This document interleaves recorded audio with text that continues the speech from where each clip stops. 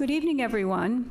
My name is Debbie McNeil, and I am a member of the League of Women Voters Edina, and your moderator for the Minnesota House District 48A and 48B Candidate Forum this evening. I welcome all of you tonight on behalf of the League of Women Voters Minnetonka, Eden Prairie, Hopkins. The League of Women Voters is a volunteer, nonpartisan political organization. It encourages informed and active participation in government. It works to increase understanding of major public policy issues, and it influences public policy through education and advocacy. Representatives for the League of Women Voters will be available in the lobby after this forum to meet with the candidates and the audience. The League does not support or oppose any political party or any candidate. The views expressed in this forum will be those of the candidates and not those of the League of Women Voters. It's our purpose in sponsoring meetings like this to provide you, the voters, with an opportunity to hear candidates discuss issues that are important to you. There's never enough time to cover all of the issues in a setting like this. So if your questions are not addressed tonight, please feel free to contact the candidates directly. This event is now being broadcast live on community cable TV, and it will be rebroadcast repeatedly in its entirety. It will also be available by streaming video at the city websites and at www.lwvmeph.org. Individual recording and photography that does not disrupt the event is allowed. Tonight's questions have been submitted by our live audience and also online. Questions that are unclear or hostile or of a personal nature will not be used. Questions that fall in the same general area might be consolidated. The cards in which the questions are written become the property of the League of Women Voters. If the answer to a question was unclear to you, please feel free to submit a follow-up question or ask the candidate after the forum. I will now introduce to you the candidates for Minnesota House 48A and 48B. Starting to my far right, for House District 48A, Ellen Cousins. Also for House District 48A, Laurie Pryor. For House District 48B, Carlie Kotyza-Witthuhn. And also for House District 48B, Jennifer W. Loon. The 48A election will fill one seat, and the 48B election will also fill one seat. Thank you very much, candidates, for coming tonight. We appreciate it. We will begin the forum with 2-minute opening statements for each candidate. After that, the candidates will have 1 minute to respond, 1 minute each to respond to each question submitted by the audience. The response order will be randomized. And the candidate forum will wrap up with 1-minute closing statements from each candidate. So let's get started with opening statements. This is for 2 minutes each. And candidates, I'd like to point out to you that the timer is sitting in the first row, and she will show you a card in the case of the opening statements when you have 1 minute left, and when you have 15 seconds left, and when it's time to stop. And then in the case of the 1 minute answers, she'll show you the 15-second and the stop cards. Let's begin with opening remarks for 2 minutes each, and we'll take these right across as you're sitting, starting with Ellen Cousins. Hi, thank you to everyone for being here tonight, both in the audience and at home. And thank you to the League of Women Voters for organizing this event, and thanks to my family for your support. My name is Ellen Cousins, and my husband David and I moved into our home in Minnetonka in 1991. We fell in love with this community and made the decision to stay here when faced with a corporate move, a decision that I only regret during April snowstorms. Our kids are Minnesotans, and we've enjoyed the Hopkins school system, and all but one of them still live in the area. I have a proven track record for getting things done. I've taken on big community projects such as the Alice Smith Inclusive Playground Project, the Hopkins School Boundaries, and the Glen Lake redevelopment. I've been proud to work side by side with our fellow neighbors to accomplish these and many other community goals by approaching issues with a cooperative, common sense, let's get things done attitude. I'm running to be your next state representative so I can take this same spirit of teamwork to the Capitol. I'm hearing at the door just how much people are tired of the gridlock. I want them to know that I hear them and I'll work to get things done in a bipartisan manner. I'll take on tough issues like education, healthcare, tax policy, and other challenges facing our state. I have a passion for our community, and like I've always done in the past, I will work with everyone, regardless of what side of the aisle you're sitting on, to get things done. And in the process, we'll leave our children and grandchildren a Minnesota they can be proud of. Thank you very much. Laurie Pryor? Thank you. Thank you, League of Women Voters, for hosting tonight. Thank you, audience members here and watching on television. For those of you that don't know me, I am Laurie Pryor. I am the state representative for House District 48A. Before I was a state representative, I worked as a consultant. I did problem solving and trust building in organizations.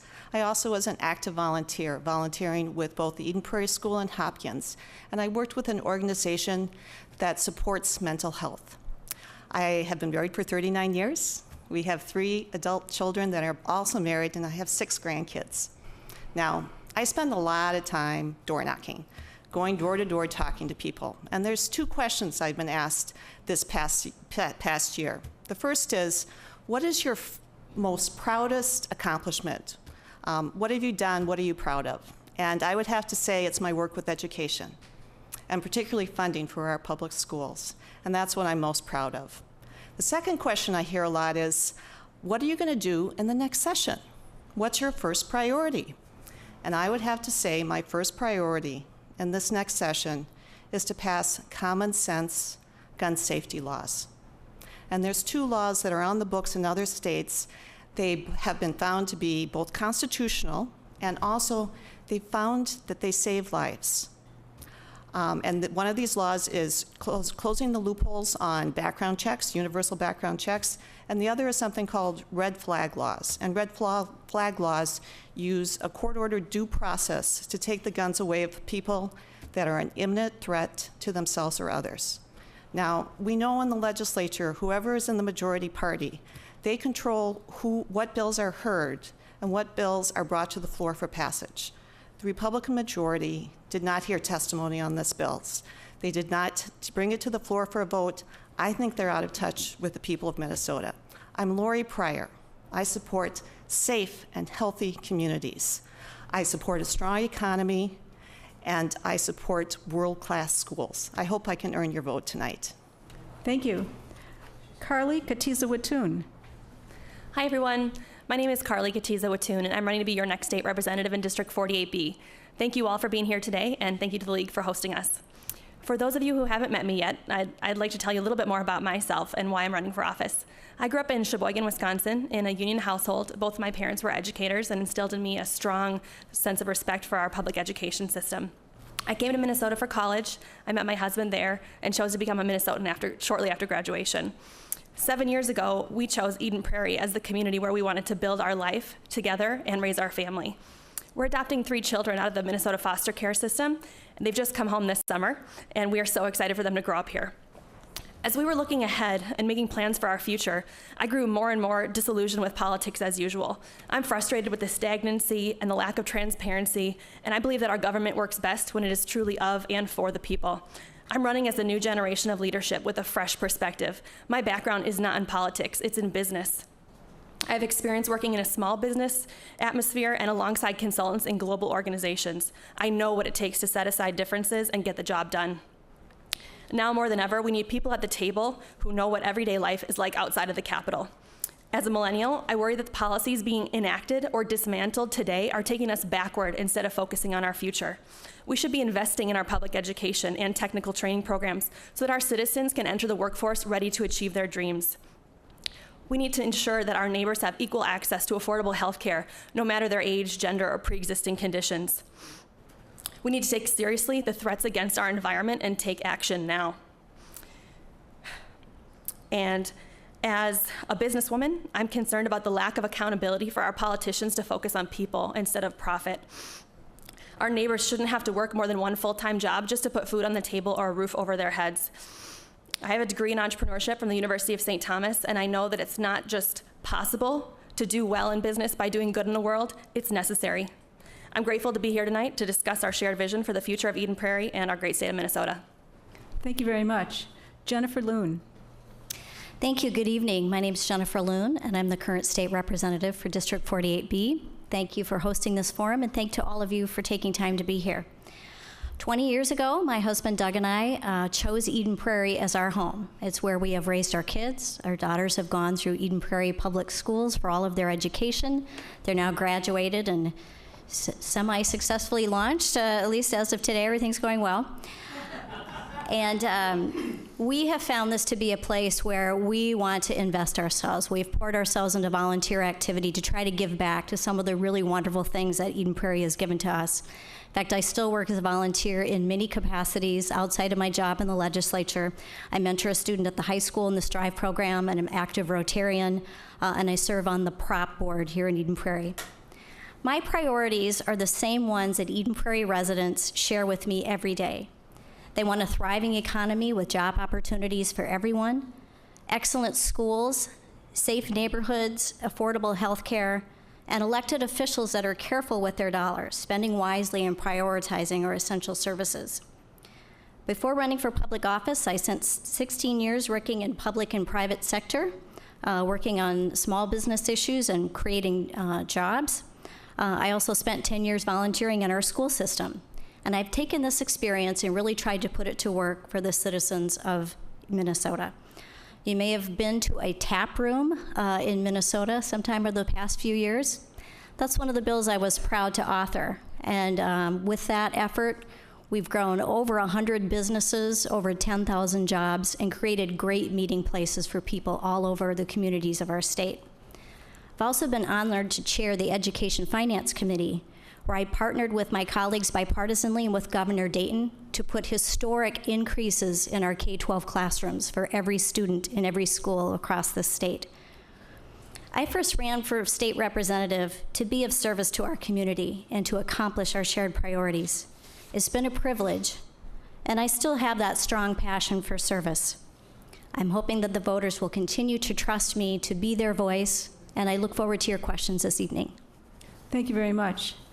Now let's go right to questions, and the order of the answers will rotate. So here's the first question, and the first person to answer, I'll call on Jennifer Loon. Here's the question. Minnesotans are very concerned about increasing gun violence. There are 2 bipartisan bills being considered. What are your thoughts about universal background checks and temporary hold on guns for those who are a danger? So there'll be 1 minute each for answers. And if you want the question repeated, that won't count against your time. So Jennifer Loon, would you like to start? Yes. Thank you. I think clearly we all want safer communities. And as a mother, just a wave of fear goes through me every time I hear about a horrific incidence of gun violence anywhere in our country. It's something that we have to take seriously, and I think we should look at all options for how we can try to stem this violence. This past year, I spent a great deal of time specifically working on safety in schools, since I chair the Education Committee. And we looked at a range of things, everything from addressing mental health needs of our students. Everywhere I go, as I visit schools, officials are telling me that students are presenting with more mental health challenges, and they need more help, more staff and resources to deal with that. So we've put forward initiatives to deal with that. I know the background check bill and the red flag bill were heard in committee. They did not successfully pass through it. I actually authored 2 other bills for consideration. One had to do with voluntary background check for immunity from charges that could emerge if you didn't do that. And the other is better enforcement for removing guns from domestic abusers and those under a no contact order. I think your time is up, so thank you very much. Next, Carlie Kotyza-Witthuhn. That's a great question. It's something that I hear a lot about at the doors as I'm going throughout the community here in Eden Prairie. And in my opinion, in this country, we're stuck in a bit of a Groundhog Day scenario with gun violence prevention. Each time we have a tragic attack on our citizens, whether it's at a school or a theater or a workplace, the time for conversation starts all over again. And frankly, people are dying due to the complacency of our representatives today. Over and over again, I'm hearing that moving forward on common sense, common ground gun violence prevention legislation is a priority for our neighbors here in Eden Prairie. And my opponent has been previously endorsed by the NRA. The GOP leadership said this session that they will not move forward on a bill that the NRA doesn't approve of. Our neighbors here in Eden Prairie have had enough talk. They want meaningful action now. I've received the Gun Sense distinction from Moms Demand Action. I am a mom demanding action, and I will work for you in St. Paul until we see it. Thank you. Ellen Cousins. As a mother and concerned community citizen, I'm sickened every time I hear about another senseless act of violence, no matter where it occurs. We need to work hard to maintain the safety in our schools and our communities, and yet also make sure we don't step on the rights of law-abiding citizens. First, I would support gun safety education and promoting common sense home safety, making sure that those who own guns do everything they can to keep them out of the hands of people that shouldn't have them by using locked gun safes and trigger locks. Second, I would like to see the laws we have on the books enforced, such as maintaining an accurate background check data bank and keeping guns out of the hands of domestic abusers. And finally, I would like to see us get to the root cause of the violence we see in our nations. Let's start getting mental health counselors in schools and training teachers to identify students who may be on the edge of breakdowns. Let's stop the violence before it begins. Thank you.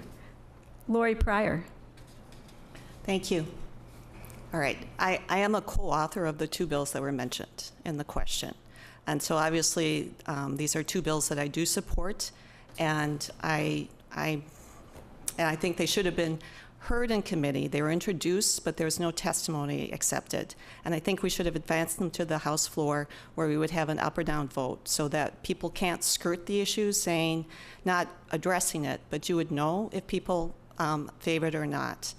But let me say also is that this issue, you can hear all of us, you hear our voices because we're talking about something so serious. And it's hard, it is hard to discuss in a public forum like this and to be articulate and smooth because we know what's at stake. And in this last session, when we heard about the shooting in Texas, I rose to ask for a moment of silence. And it was something that was hard to do because we knew that there could be another school shooting, and yet we were doing nothing. So I do support these laws. Thank you. Here's the next question, and we'll start for answers with Laurie Pryor. The question is, what is your position on Southwest Light Rail? This is answers for 1 minute. Thank you. Thank you for the question. So I have been very public in my first campaign and very public in this campaign also that I support the Southwest Light Rail. This has been something that's been studied for many, many years. It has the support of the Eden Prairie community, the Minnetonka community, and all of the communities that are on the Southwest line. Right now, it's really put in the hands of Hennepin County, and they are making the decision to go forward with the funding. And we're waiting to hear what the final decision is for the nearly $1 billion that we would get in federal funds to build it. Thank you. Ellen Cousins. We are all tired of the congestion in our area and never knowing how much time it's going to take to get to work, to our doctor's offices, to enjoying the baseball game, whatever it is. We're tired of waiting in traffic. We need to get roads, we need good roads and bridges and mass transit systems that work today and 20 years down the road. I support solutions that take into account how we Minnesotans would like to travel, and solutions that don't just look to outdated modes of transportation, but also what is coming in the not-too-distant future, such as autonomous buses and cars. Thank you. Jennifer Loon. Thank you. Well, this is a question that has been asked frequently. I've been at a number of these forums, and I think going back a number of years, the same question's been asked. You know, since I've been in the legislature, I do a survey of constituents virtually every year at the beginning of a new session. And this question I've asked at least 3 times. The results have been pretty 50-50 either way. But what I think I'll say about it is that right now the project is pending with the Federal Transit Administration as to whether or not they're going to give authority. What has troubled me as this process has gone through is legislators have been asked their opinions, but we really don't have a direct role in the decision-making process. This has been a project of the Met Council and working with Hennepin County and Ramsey County in joint powers agreements once the Joint Powers Board dissolved.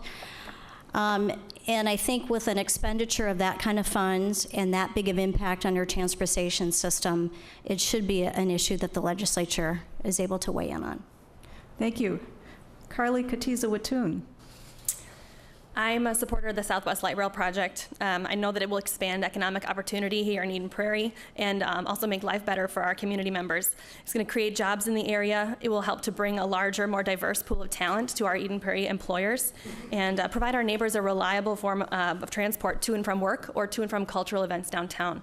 I've had the opportunity to travel across the country to large metropolitan areas whose transit systems are very robust, and it's just so wonderful to be able to land wherever you are, be able to take the train, hop on a train, find a map, and get where you're going efficiently and affordably. And I think that that's something that Minneapolis-St. Paul really needs to continue investing in. Thank you very much. Here's the question number 3. And for this, we'll start with Carlie Kotyza-Witthuhn. I know there seems to be a strange pattern here, but I assure you this is a completely random grid. So here's the question. Many bills that are introduced in the legislature have several different subjects within them, and they are hundreds of pages long. What are your thoughts on this, and do you support any changes? These are answers for 1 minute, starting with Carlie Kotyza-Witthuhn. Thank you for that question. I think it's really timely, especially after we had the Omnibus Prime Bill, as the media was calling it this last session. It's actually in our state constitution that we are, supposed to pass legislation that's single subject bills, and that's something I feel really strongly about. It's something that I hear a lot about at the doors from people. And I think, what are our representatives doing behind closed doors all session long, not really bringing anything forward, not letting us hear what's going on? The omnibus bill was, I believe, released 3 hours before the vote was supposed to take place, and it was 994 pages long. That's longer than the first 3 Harry Potter books combined. And I'm a really fast reader, and I love Harry Potter, but there's no way I could have read that in 3 hours and been able to take a vote. So yes, I think that we need to move forward with single subject bills, both parties, and make it easier for us to come together on the issues that matter most to Minnesotans. Thank you. Jennifer Loon. Thank you. Well, this is a question I've been asked, and I will tell you that legislators are not any more fond than the public is of these giant bills.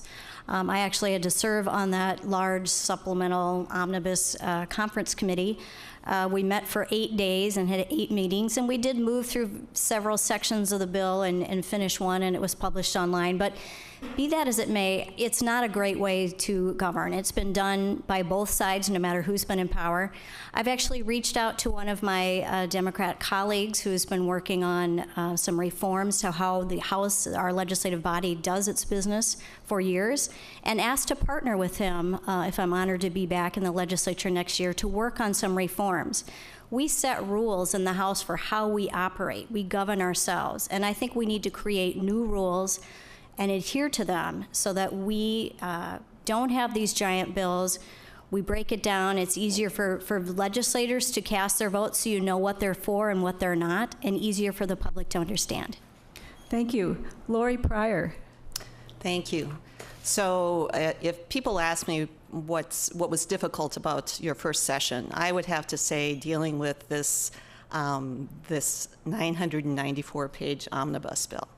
And it was just, did not serve my district because I, as your representative, had to confront this vast bill that I did not have time to read and know what was in it.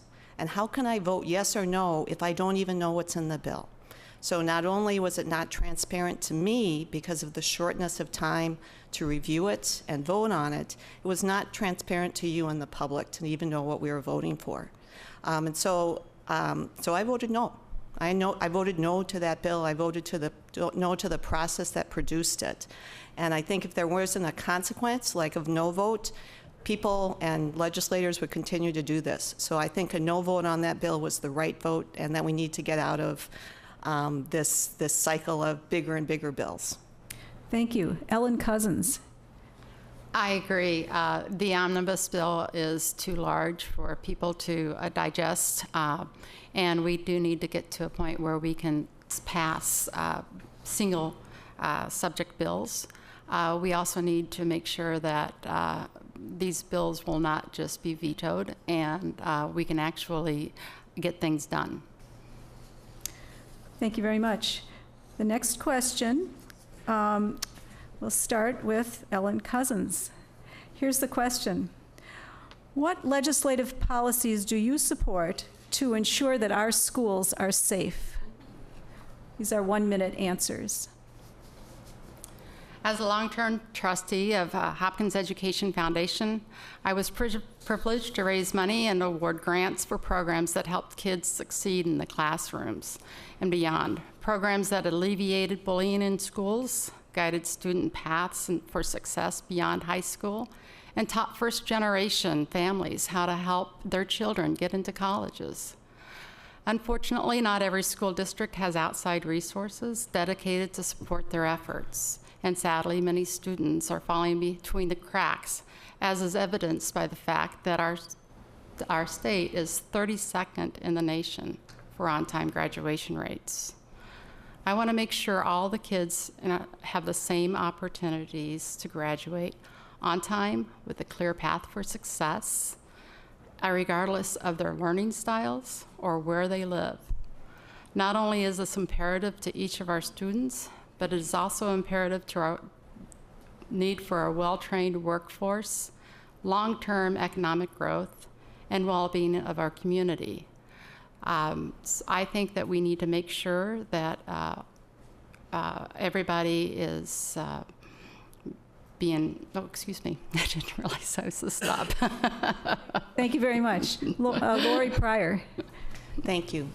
So we've already talked about 2 bills that I think would protect students in schools, help to protect students in schools.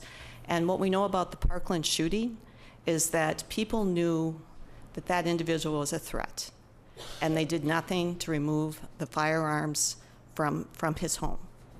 And it's very possible that if Florida has had that red flag law, that shooting could have been prevented. So that is one measure that I support. I think it would make a difference. I also support closing the loopholes on background checks. As we've said before, it's universal background checks, because you can identify someone that should not have a weapon, but they can use a private seller to still purchase a gun. And there's other measures that I know that are going to be important, including supporting mental health initiatives in our schools. And I believe in funding that and having these support services in our schools. So I would look at many measures to deal with this. Thank you. Jennifer Loon. Thank you. Well, I spent most of the past session actually working on a school safety package. Unfortunately, it was part of that omnibus bill that was vetoed, and so it's unfortunate that that won't be employed. But we did get passed, as part of the bonding bill, a $25 million grant program. The application for that just closed a few days ago, and so schools are going to be able to get up to $500,000 for safety upgrades. I think it's important that we're making sure that entrance points to our schools are narrowed, that they are monitored, because schools are not shopping malls. We need to know who's coming in there to guard the safety of our children and what the purpose of that visit is.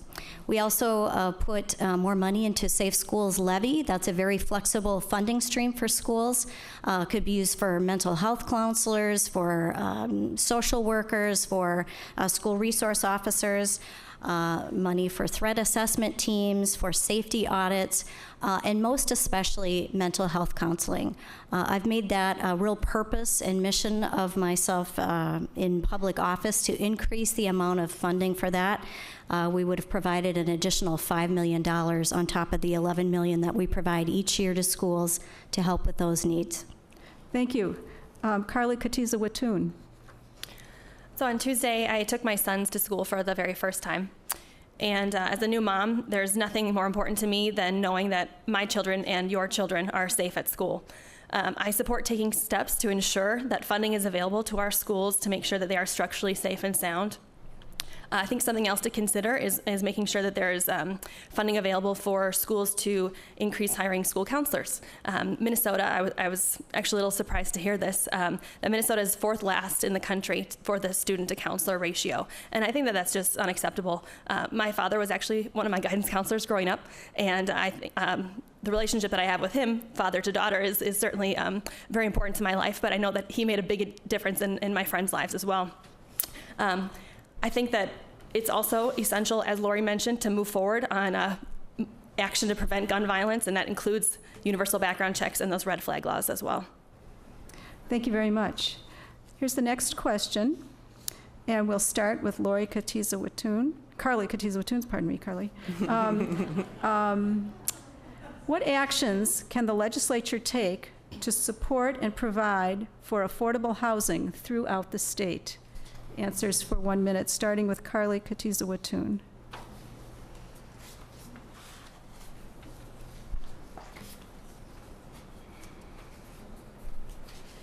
It's a great question. I know it's important, and I've got a lot of thoughts, so I'm trying to organize them here. This is something that I know that is really important to people here in Eden Prairie and across the state of Minnesota. When you look at our city logo, actually, it says Eden Prairie, live, work, dream. To me, those are strong goals for any healthy community. Ideally, our local businesses have the opportunity to employ workers who live right here in Eden Prairie and want to contribute to our local economy.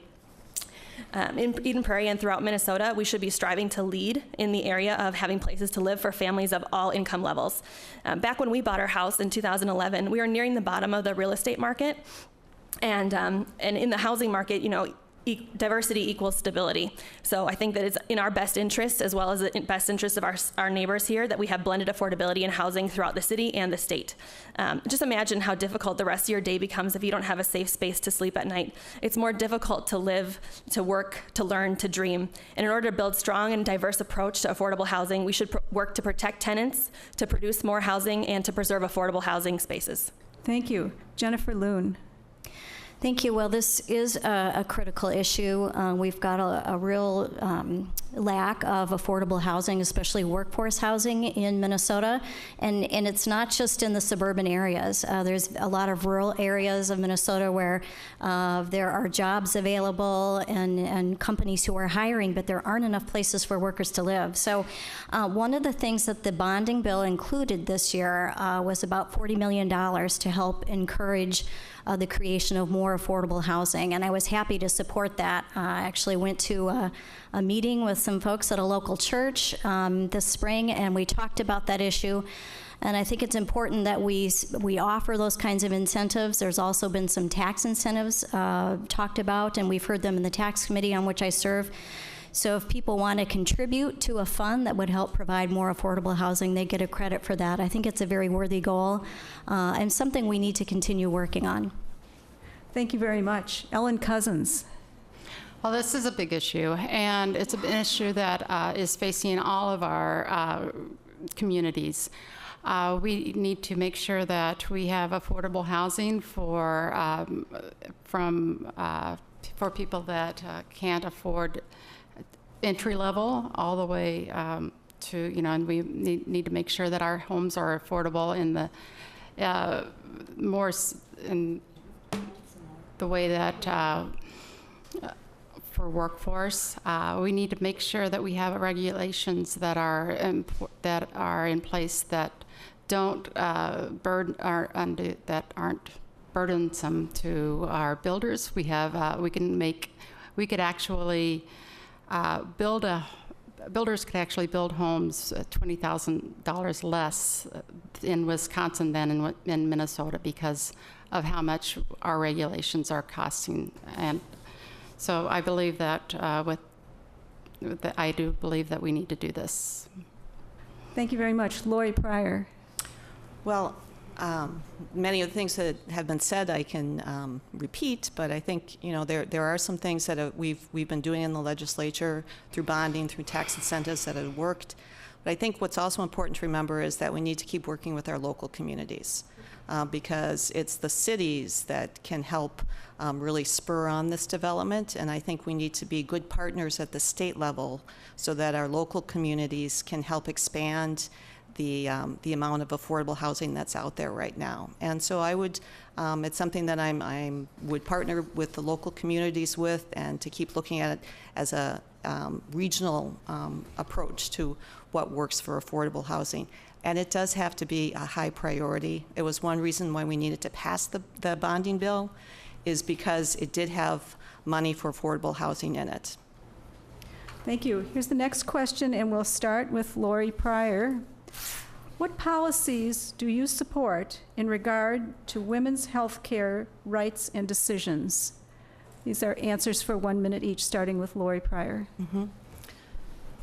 So I do have the endorsement of Women Winning, Planned Parenthood, NARAL, and Emily's List. And all of these organizations, what they care about is women's health care and women's reproductive health care. So I do support policies that keep that in place rather than adding unnecessary burdens. And when we're talking about women's health care, we are talking about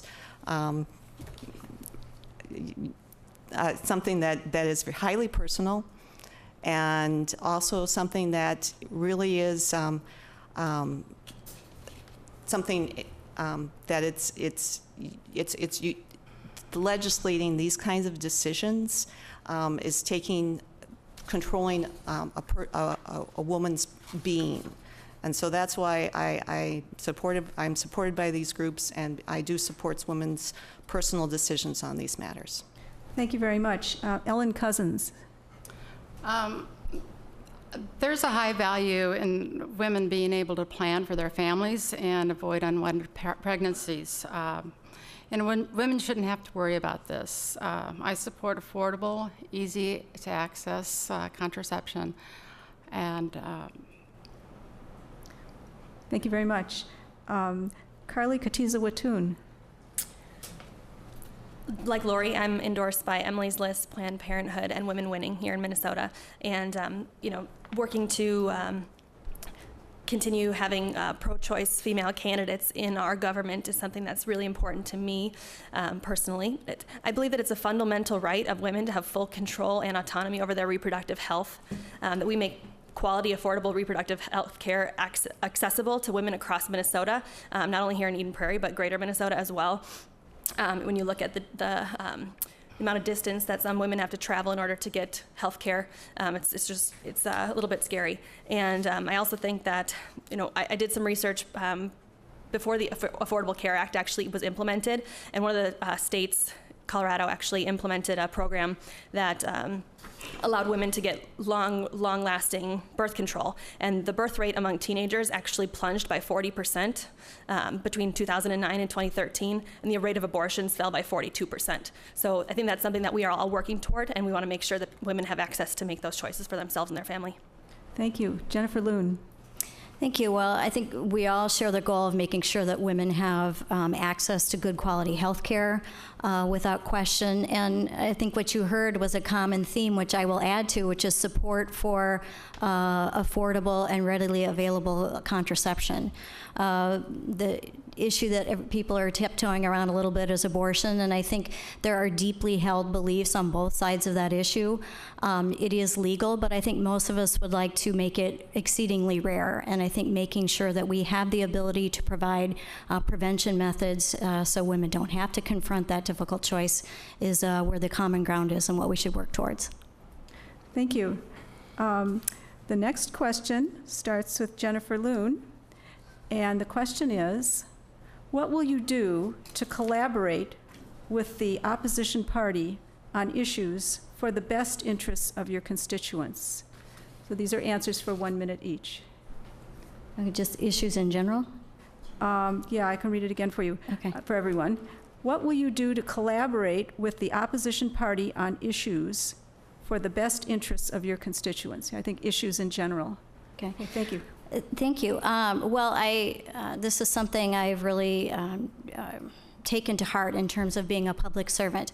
I listen to everyone, to all opinions. I try to be very respectful of my constituents and voters because there is not one way to solve a problem. There's many ways to approach a problem, many solutions that could work. And oftentimes in the legislature, a member will propose something and another member, maybe from another party, will have another idea. And what ends up happening is a combination of those two, or there's a mashup of those ideas that moves forward. And that often makes for the best ideas because it's embraced by more people, more ownership of the solution. So I think first of all is to be a respectful listener, to be an independent thinker, and to not disclose any ideas or cast a negative dispersion on something you hadn't thought of before. And I think if you look at the bills that I've authored, successfully gotten through the legislature, I have a very strong track record of working with both Republicans and Democrats in the legislature. Thank you. Carlie Kotyza-Witthuhn. So my background is in business. So in the private sector, you don't really get to choose who your coworkers are, similar to the legislature. The constituents and citizens of Minnesota get to do that. I think that it's essential that we continue to work together in order to pass legislation that works for as many Minnesotans as possible. It's unacceptable that sometimes people close their minds and kind of shut out ideas that may lead to innovation, that may lead to further efficiency. And I think that, I believe that there's a civility caucus in the House right now, and just making sure that we can work together, have those conversations, listen to my constituents. I have coffee with Carlie here in the Eden Prairie area, and I want to make sure that people are able to come and talk to me face to face, and that I can take their ideas and suggestions back to my colleagues in St. Paul. Thank you. Laurie Pryor. Thank you. So as Carlie just mentioned, we do have a civility caucus in the House and the Senate, and I'm a member of that, I'm not sure when it was founded, but at the beginning of the session I joined. And what we do is we try to develop relationships, and so that it's not just that those contentious bills where we listen and talk to each other, but that there's times to talk outside of that. And as you developed good relationships with people, then you can work through some of these contentious issues. But what I would say, probably the most important thing that I have done is that I've listened. And I stay on the floor when the debate is going on, and I listen to my side, and I also listen to the other side. And there was 2 times when I actually changed my vote, because I listened to the arguments and I realized, you know what, I think they're right. And I think being able to do that, I think that is a demonstration that I am somebody that's willing to learn, listen, and really engage. Thank you. Ellen Cousins. Well, I think that most people have the same. We are Minnesotans. We have the common interests, and we just don't know how to get there with that. With the gridlock that is there, and I have been able to, with everything that I've done in our community, work in a bipartisan way. We can find common ground, we can come together, we can listen to both sides of the issue, and really, in the end, if we are able to listen respectfully and have open mind, we will get bills that are better for Minnesotans than we may have started out with. So that's, I believe that I can do that. Thank you very Find much. that common ground. Thank you. The next question, it will start with Ellen Cousins, and here's the question. What funding initiatives for E12 education do you support, especially for special education? So these answers are for 1 minute each. Ellen Cousins, would you be willing to start? Yes. Thank you. Special education is right now mandated heavily from the federally, and yet we are not getting, those mandates are not being paid for, even though we have, they've been, they do, the federally they're supposed to be paying for it, and unfortunately our districts have to make up for that money. We have a lot of special ed needs, and it's getting we're getting more and more needs as autism is being identified, and there are, we definitely need to come to figure out how to pay for these mandates. I would definitely support that we have that, sorry, okay. Thank you very much. Laurie Pryor. Thank you. So I know I've been talking to people at the door, I've been talking to people that work in our local school districts, and special education is a #1 priority for them. And special education comes as a mandate from the federal government. I mean, the federal government said we must educate all children. And I think here in Minnesota, we would also add, we should educate all children. We can't let that go by. Every child deserves to be educated in a way that benefits them. But the federal government's not funding it. And right now, the state government is not funding it either, and it's falling on the school district. And they call it it's cross subsidy, where you take the general funds and you use it for your special education. So we can't just keep talking about this. We can't just admire the problem. We actually have to fund the solution to it, and it needs to come from the state government. Thank you. Jennifer Loon. Thank you. Well, you know, the state spends a fair amount of money currently on special education, and as already been mentioned, we have requirements or mandates from the federal government that come, and they're supposed to provide 40%. It's really about 16% that we actually receive. And we also have additional requirements or mandates from the state government. And it's important that we provide quality education for all of our children. And so they all have unique needs and talents in that. But it's provided a real challenge for schools. The cross-subsidy, as you mentioned, is growing. The entire formula for special ed was reworked in 2013 or 14, and we have still seen exponential jumps in the costs of special education. And I think it's a couple of things. We have more children being identified, especially with some high needs areas like autism and other emotional and behavioral disturbances that really cost a lot of money. What I'd like to see is for us to review those mandates, or there's some that are really contributing to quality education for our children, and the other is to investigate new ways, new therapies for children. I met with a mom recently who actually... I'll just stop you there. Okay. Thank you. Carlie Kotyza-Witthuhn. So I know that an investment in our schools is an investment in our future. It's that mindset that has earned me the endorsement of Education Minnesota, and it's that mindset that will ensure that Minnesota remains a leader in education for years and years to come. It's one of my top priorities that we continue to fund our pre-K and through high school education system here in the state of Minnesota. And I think that what we know about special education, and as we continue to have methods that children are able to be identified, depending on what their struggles are. We need to just get a little bit more creative and figure out what is going to work best for these students. It's important to me that our schools be inclusive and that we be working to educate special education students in the main classroom as much as possible. But it also, if we take a look at the No Child Left Behind legislation, there was a program called Supplemental Education Services as a piece of that. And I was a program manager for a tutoring company that worked with that program. And we offered one-to-one tutoring services. So maybe we look at something like that and see if there's a way that we can implement some of that tutoring for students in order to help them more individually. Thank you. We have 2 more questions here on education, and I'm thinking that would it be okay if the next question, I'm asking the timer now, if we made the next question a 2-minute answer, and then I'll ask both the questions at once, and you can address them, however you like, rather than having these individual, very short answers.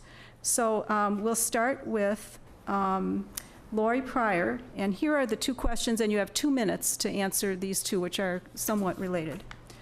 The first one is, where does education funding rank in your list of legislative priorities? And the second one is there a legislative role in closing the achievement gap? So all of you candidates have 2 minutes to address those, and I'll be happy to repeat them when it's your turn, and it won't count against your time. So can we start with Laurie Pryor?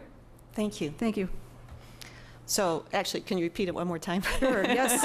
For me. Yeah, well, that's one of the problems with 2 questions. They're hard to remember. So it's, where does education funding rank in your list of legislative priorities? And is there a legislative role in closing the achievement gap? Yes. All right. As I said in my opening statement, what I'm most proud of is my work with education and funding in education. And so, you'd hate to say that, it ranks above some of the other essential services that our state provides, but it doesn't rank behind any of these other essential services that our state provides. And in fact, education and funding education is in our Constitution. And so these are, the people of Minnesota said, what's important? And they said, public education is important. So for me, yep, it ranks there with the other essential services that state government is responsible for. The second part is about the achievement gap. And we in Minnesota, we're very much aware right now that there is an achievement gap, and it's persistent. And it's something that each legislature needs to do its best to address.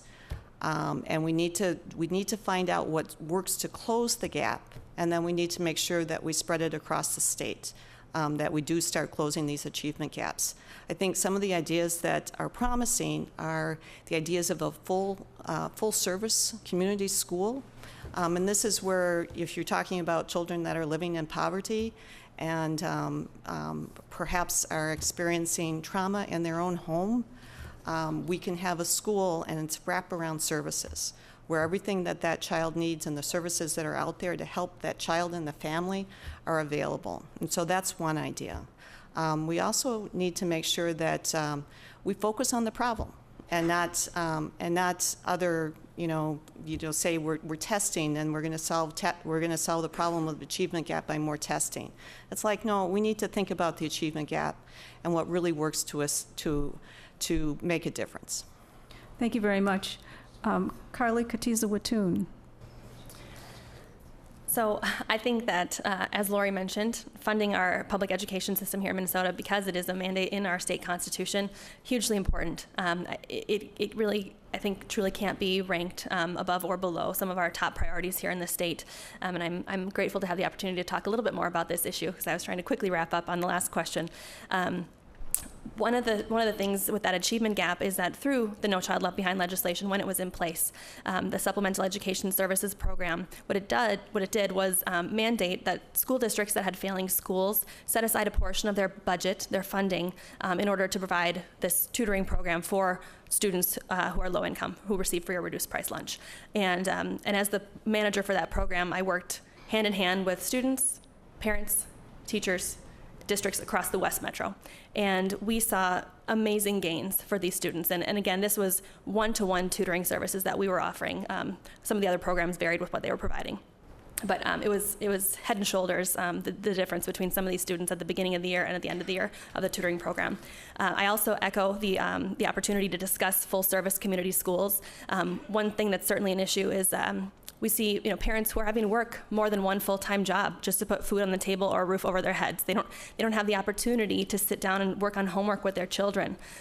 Maybe they don't speak the language that their students are studying in, and they're desperately trying to learn in order to acclimate to a new society, a new culture, and they're working and they're doing the best that they can. So I think that in order to provide for these students and for their families, in order to create an educated workforce, to make our economy grow and our state economy stronger and better in the future, that we need to look at all options. Thank you. Jennifer Loon.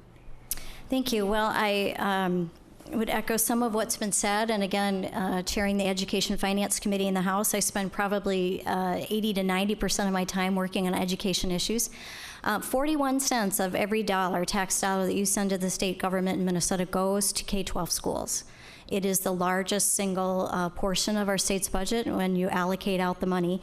And it is critical. It is in our Constitution. And so, yes, it is my number one priority. If we fail our kids, we are failing our state. We will not have the workers that we need to fill our jobs. We will not have people to care for us when we're in the nursing home. We will not have a number of things that we need. And it is important for our democracy and citizenship that our children are educated.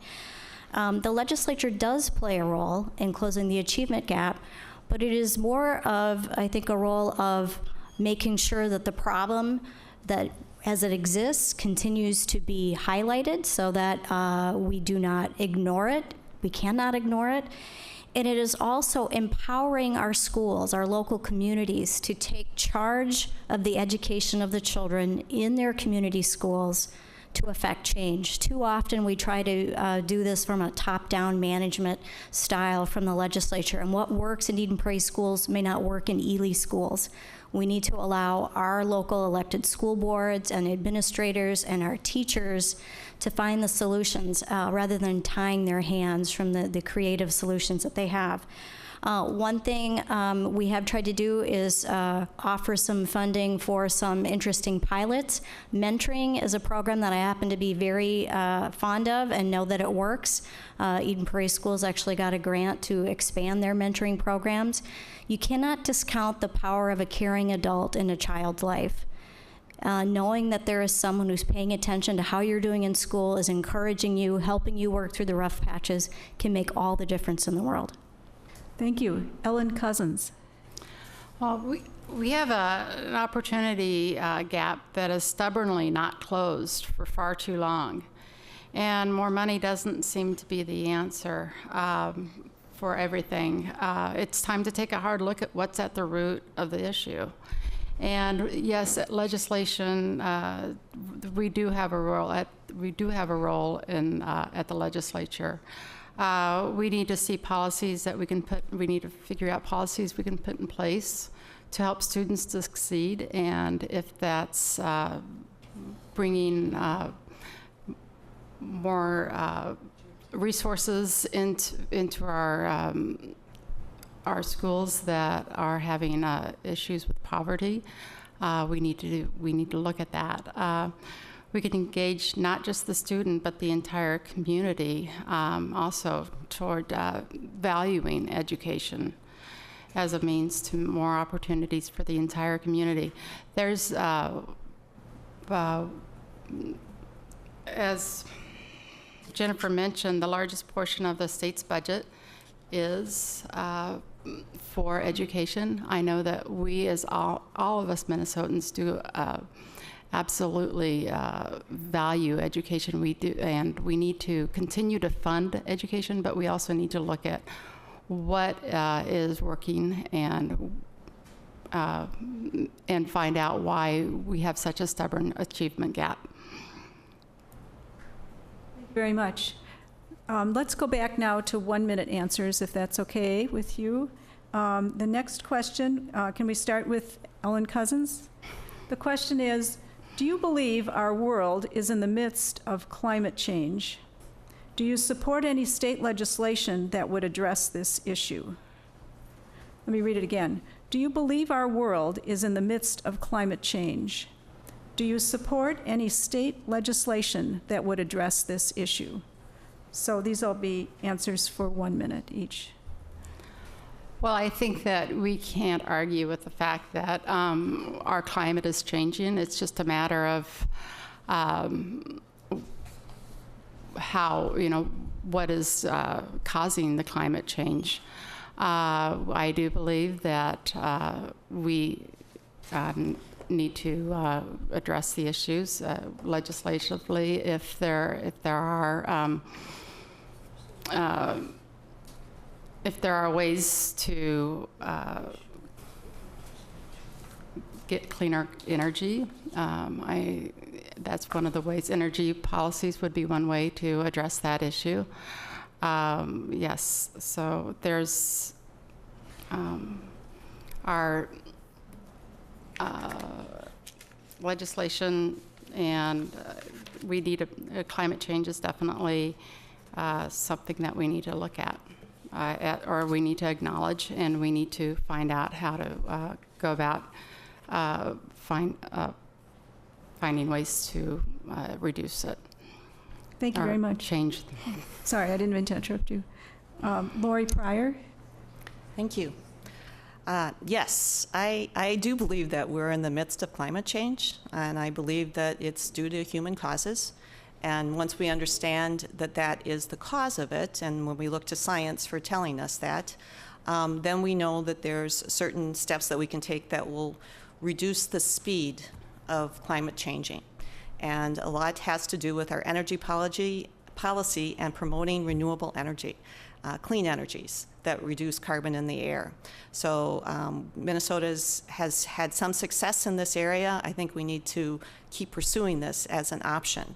And Colorado right now has had a great installation of solar plus battery, and that's kind of what the future is right now. So whether it's the renewable of wind power or solar power, when we combine that with batteries, we are on a new frontier. And I think that we can, in Minnesota, do our part to reduce the rate of climate change.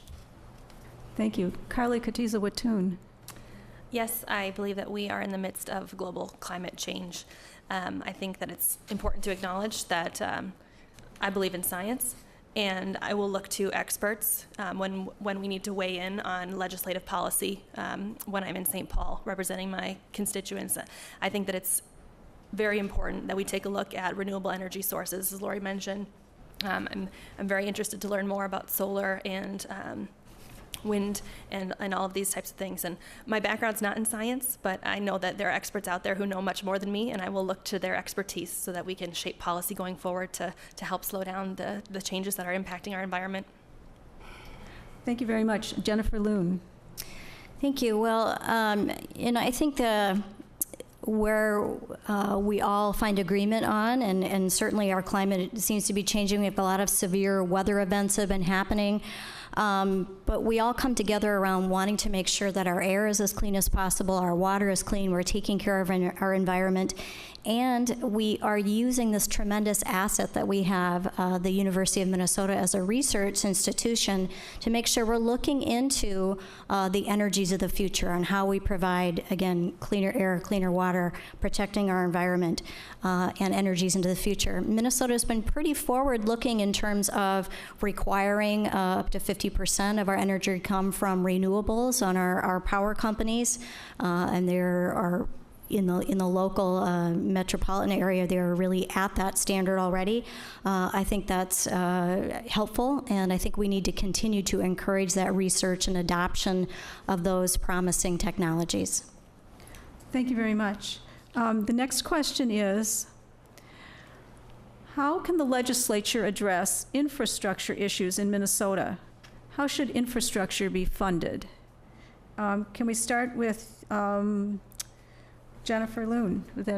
Okay, thank you very much.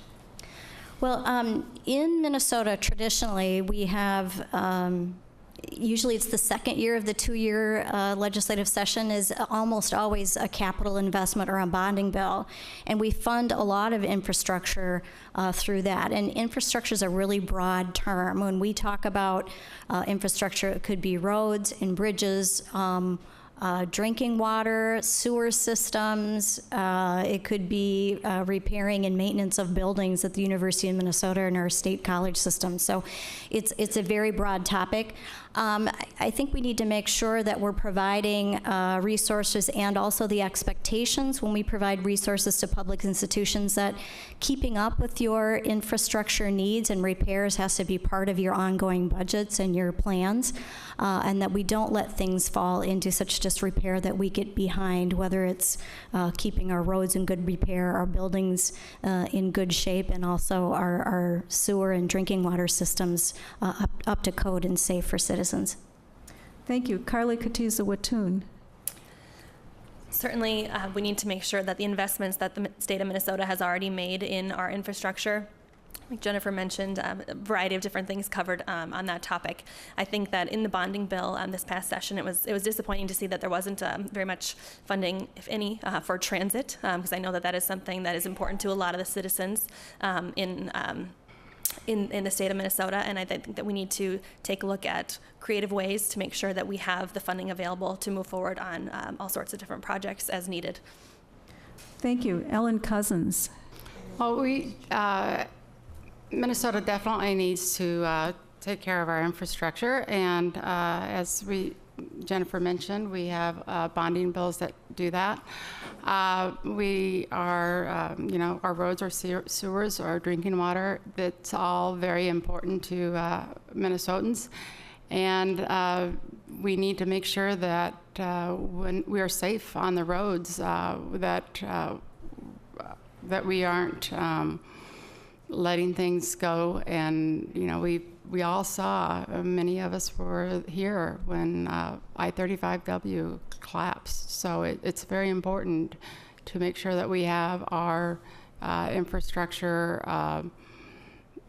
funded properly, and we take care of everything that we have. Thank you very much. Laurie Pryor. Thank you. So the question is, how should we fund it? And let's put out the first principle, which is you fund it when you need to fund it. In other words, you don't kick the can down the road. If you've got a leaky roof at a state university building, you don't keep delaying it by patching it up. You fund it. And when you fund it when you need it, then the costs don't grow over time. But when you don't fund it, when you don't inspect the bridge, when you don't do the repairs, then they just cost more in the future. So I think that's what's been happening with our transportation infrastructure. Instead of doing the maintenance that we needed to keep our roads in good shape, it was a time of a deficit, and we didn't fund our infrastructure. And so now we're having to replace roads that we could have maintained better. And then when we see a bridge collapse, we say, well, what happened? How did this happen? I think it became from delaying needed investments in infrastructures. Thank you very much. Here's the next question. I think we have time for 3 more questions, and I do have 3 questions from the question sorters. So unless you have one more that you'd like to send up, that would be, we have time for 4, I suppose. I just want the question sorters to know that what the timing situation is here. Anyway, here's the next question. And we'll start with Laurie Pryor for the answers. Will you support significant spending on school mental health services? Will you support significant spending on school mental health services? We start with Laurie Pryor. The answer has to be yes. This is an area that we're really falling behind in Minnesota, and it's not just counselors, but it's also the professionals that we need to have in the schools. My husband and I, we have a family member. This is her chosen career, and she is someone really to admire. But we need to have these services in our schools right now because we're seeing the consequences of not having these people in our schools. And whether we're talking about discipline, whether we're talking about children that are falling behind and not keeping caught up with what they should be learning, some of it is attributed to the lack of services. And I've had, on so many occasions, young people come up to me and say, thank you for talking about mental health. Because I'm somebody that's thought about suicide. And even talking about it helps me. And I know we need to go way beyond talking and actually do something. Thank you very much. Ellen Cousins. Having mental health funded in our schools is extremely important.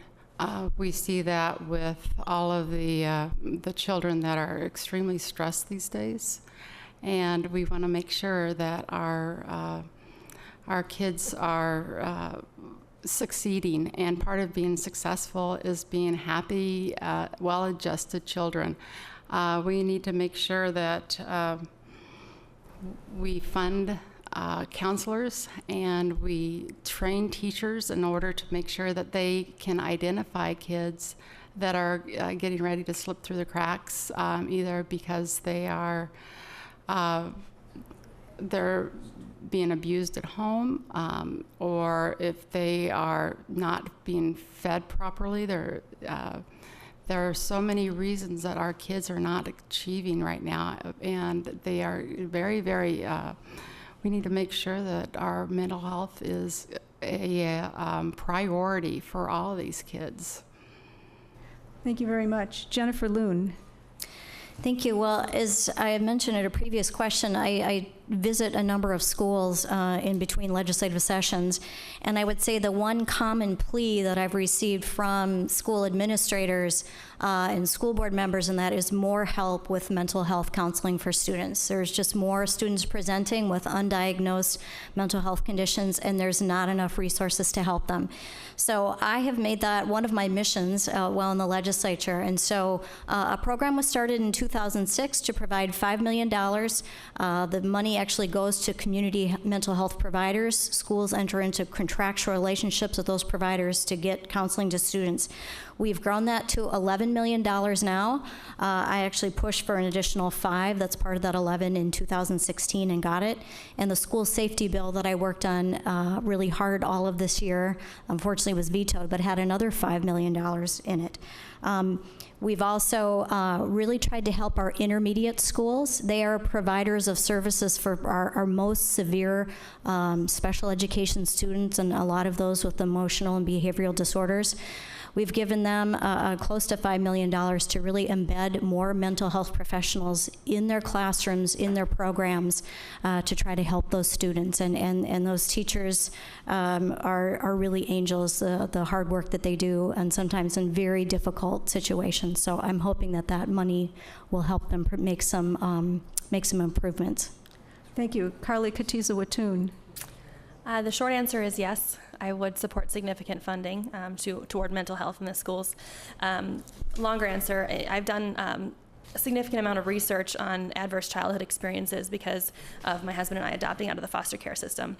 And science shows us, and we know that more and more children are having these experiences early on in their life, and it leads to circumstances beyond their control, lead to just trouble in school, depression, anxiety, all of these types of things. And so I think that when we talk about how we are caring for our children and making sure that we have people helping to identify these mental health issues and challenges that they're having, the earlier the better. The earlier that we can start servicing these children, the better. I mentioned the counselor ratio in an earlier question. I think that that's certainly something that we need to continue to fund and look at, and it just is too important to ignore. Thank you very much. Here's the next question. I think actually we have time for 2 more questions, and this is one of them. The question, and we'll start with Carlie Kotyza-Witthuhn for this question. The question is, how should legislators address issues concerning mining in the boundary waters, including the copper-nickel mine, the polymet mine, and water quality? How should legislators address issues concerning mining in the boundary waters, including the copper-nickel mine, the polymet mine, and water quality? So we'll start with Carlie Kotyza-Witthuhn. This is a very important topic. I appreciate the question. It's something that I'm working to do my due diligence on and learning more about. First and foremost, again, I do believe in science and that we need to have our experts at the table to ensure that the projects moving forward have followed the process and are involved in ongoing oversight so that our environment isn't negatively impacted. There are certainly opportunities to utilize our natural resources in ways that can benefit our economy and benefit our standard of living, but it cannot be done at the expense of the future of our global community. The Natural Research Institute in Duluth continues to work to minimize environmental impact and maximize value in the utilization process. I will look to our scientists for their knowledge and experience as I continue to learn about this important issue. Let's take care to follow the process, work for assurances from our mining companies, and invest the money it takes to keep our water clean after the companies are gone, long after the companies are gone, not just in the Iron Range and the Boundary Waters, but here in the metro area and in southern Minnesota as well. Thank you. Jennifer Loon. Thank you. Well, I think the question that has largely been asked is whether or not polymet or the copper nickel mining could occur up in the Boundary Waters area in a way that is safe so that our water is not endangered and our environment is not harmed. Certainly there's economic interest there in terms of jobs, but we don't want those to come at the expense of our environment. So can those two things coexist? Minnesota does have strong environmental laws, and those processes should be followed thoroughly in terms of a rigorous environmental review and stringent regulatory process for looking at. If those projects can meet those hurdles and requirements, then I think they should be approved. If they cannot, then they should not be. Thank you. Laurie Pryor. Thank you. So this is actually one of the issues that I'm asked about one of the top issues that I'm asked about. And it's not an easy issue. And I'm going to agree with what we've said before, which is that we do need to have science lead us on this one. And that it can't be what our worst fears, but it has to be good, hard science, not science that, is kind of glow of like, oh, it'll be okay, don't worry about it. There's a scientist out there that says this is not a problem. So there has to be that right balance of the experts that we bring to the table to work on it. I think that there is something unique about our boundary waters that is irreplaceable in the world. And so when we're talking about mining, especially copper nickel mining, near this precious, precious resource, I think we need the most stringent science out there to make sure that we have protection over the long term. Thank you. Ellen Cousins. Well, I would agree with everything that the others have said. Mining in anywhere, we need to make sure that our boundary waters especially are protected, because we do only have, that is such a natural resource and pride of our Minnesota. I do believe that there is a way to balance the mining with the needs of the community. And we do need to look at scientists, and we need to make sure that they are reviewing the processes and follow their lead. So the scientists need to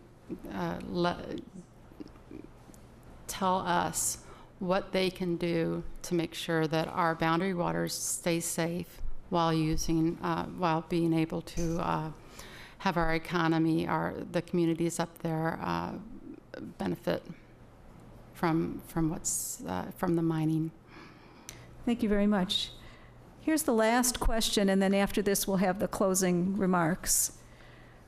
And we'll start with Ellen Cousins for the answer to this question.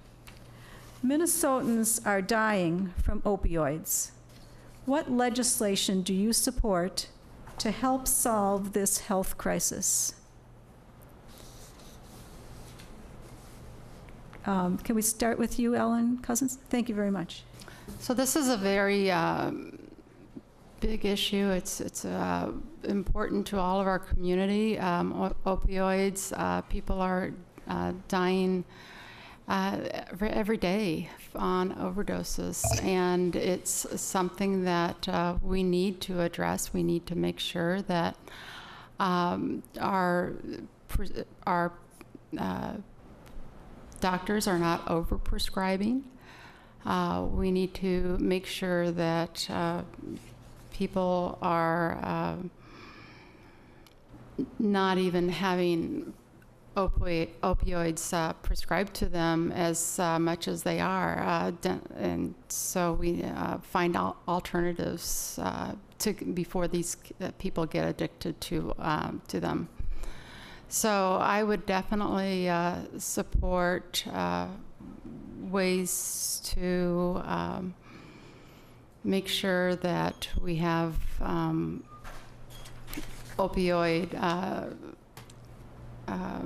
we have mental health programs to help with the opioid addictions. Thank you very much. Laurie Pryor. Thank you. So I'm sure many of you are aware of the fact that in our legislature right now, there's 2 parents who lost a child to opiate addiction. There's a Republican House representative that lost his son. There's a mother, a senator, that lost her daughter. They proposed, also with another Republican senator, they proposed, they started with the penny a tax, which is to bring the pharmaceutical companies that actually did cause the problem, and there is research and documentation saying that, yep, they promoted these products, saying that they were not addictive, and they are addictive. So the penny a pill is addressing that. It was also the idea of, even if that didn't work, a licensing fee. But what we need is funds, and we need to use those funds for education, we need to use those funds for prevention, and we need to use those funds for treatment. Thank you very much. Jennifer Loon. Thank you. Well, this has become a real growing problem, not only in Minnesota, but states across this nation, and of great concern. I mean, opioids have the power to relieve pain for people in extreme pain, but it obviously has very addictive qualities that is creating an issue. The legislature has talked about a number of solutions, and I think those that probably bear the most common ground that we should move forward with is, first of all, to increase funding for addiction recovery programs. It's my understanding there can be very long waits to get into programs, or a question of whether or not your insurance would cover it. We need to make sure that that's not an issue. People get the treatment who need it and who want it. And I think we also need to look at registry of people getting opioids. I know there's issues often with doctor shopping. We make it voluntary now, but I would really like us to look more at encouraging the medical profession to use that registry to make sure that they're noticing if somebody is going around and getting that prescription filled and refilled, and that there's a problem to address. Thank you. Carlie Kotyza-Witthuhn. Thank you. I again will echo everyone's concern and heartfelt just feeling that goes out to the families who have lost family members to opioid addiction, and it's something that we really need to take a long and hard look at what we can do here in Minnesota to address these issues.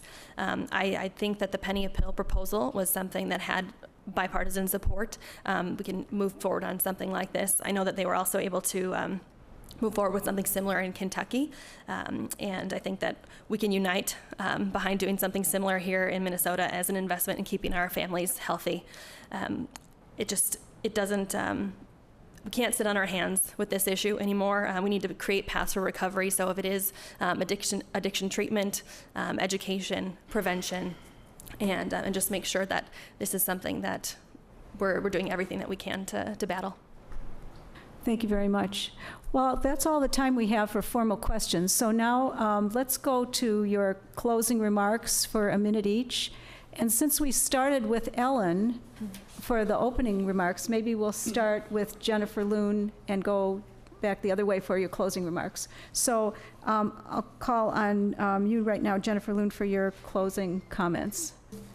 Well, thank you again. Thanks to the League for hosting this forum, for all of the great questions. I think we covered a lot of great topics and probably could do more. But I hope what comes through is that, again, I have a real passion for serving our community. I have been so honored to serve as state representative for Eden Prairie and District 48B for the past several years. But my passion is as strong as ever because I am someone who wants to make sure that all of the opportunities that many of us sitting up here have had are available to all Minnesota families. Quality education for your children, good jobs in your community, safe communities, and safe schools, something I'm very committed to. And more importantly, I think I am committed to being a very respectful listener, an independent thinker, a consensus builder, and a problem solver. I've done that throughout my legislative service, and I know that we are all stronger when we work together, that our solutions are better, and we can bring people forward to solve the problems that face Minnesota. So thank you for the time. I'm Jennifer Loon. I would really appreciate your vote on November 6th. Thank you very much. Carlie Kotyza-Witthuhn. Thanks everyone again for being here tonight. It's so encouraging to be in a room with so many neighbors who are as passionate about making our community and state an even better place to live as I am. Over the past few sessions, we've watched leadership procrastinate and slow roll policies that matter to Minnesotans, sending our legislature into special sessions and government shutdowns. We've seen many bills with bipartisan support buried in the name of party politics or special interest groups. This year we have a choice between politics as usual or a new generation of leadership. I believe that we are better together. I believe that now is the time for a fresh perspective that elevates the voices of those who feel that they may have been left behind. Let's stop waffling on the important things. Let's stop giving our politicians extra credit for just doing the right thing. There's never been a time to be more optimistic about our future. I'm committed to listening to your hopes and concerns. I would be honored to earn your vote this year and to do the hard work in St. Paul that moves us all forward. Thank you. Thank you very much. Laurie Pryor. Thank you. So thank you all for being here today. This has been a great discussion, so many issues that we've covered, and I hope that if you have more questions that you reach out to me and that we can talk more specifically. I guess I want to close by saying that I was just elected in 2016. This is my first term in office. It hasn't always been easy, but it's always been an honor. I serve the people of my district, and they first and foremost are on my mind every day that I go to work. And actually, I go to work every day, because in my mind, I'm thinking about being a state representative and what my job is and what my duty is. And the part that I enjoy about my job most is talking with people. I like talking with constituents. And people came to my office, snowmobilers and students, nurses, and moms demanding action. And they are the ones that I listen to, and they are the ones that shaped my votes. So thank you all.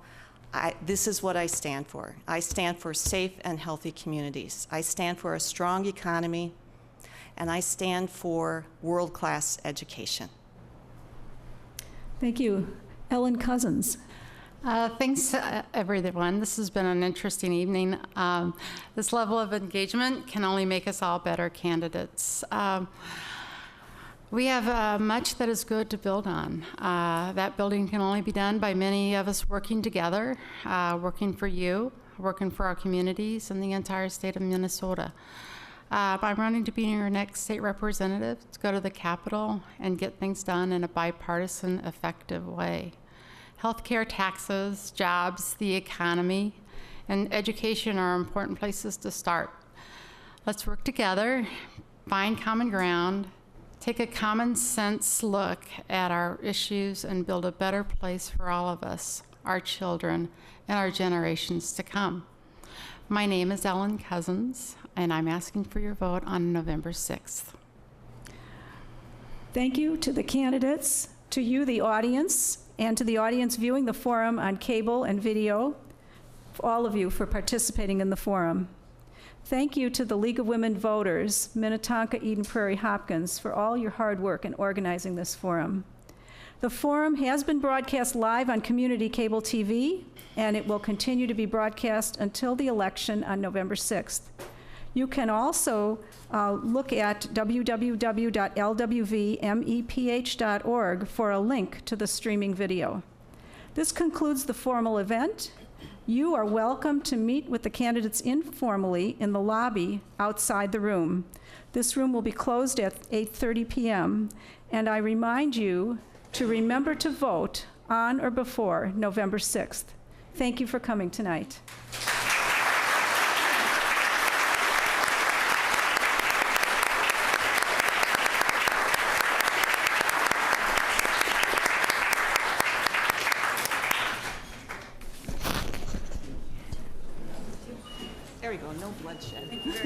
Thank you.